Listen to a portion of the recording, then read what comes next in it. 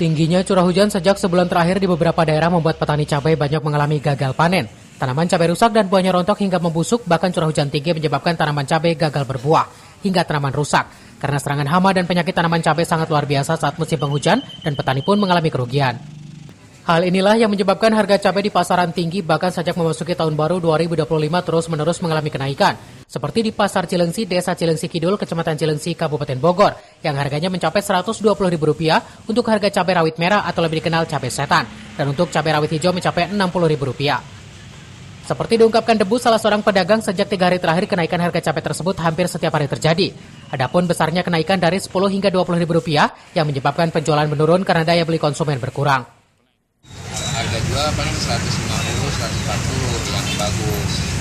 Yang paling bagus.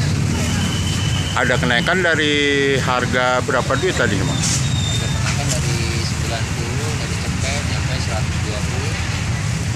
per kilo dari Pemkot Garut. Dan ini disebabkan karena apa sih, Bang? Ya karena dampak kebanjiran, pohonnya pada mati, jadi petaninya pada gagal. Setelah panen lah, kalau lagi panen cabai paling murah 15.000 per kilo.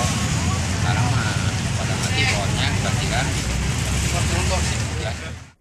Pihaknya berharap harga cabai di pasaran akan kembali turun hingga penjualan stabil dan minimal pembeli kembali naik. Dari Cilengsi, Kabupaten Bogor, Edi Junaidi melaporkan.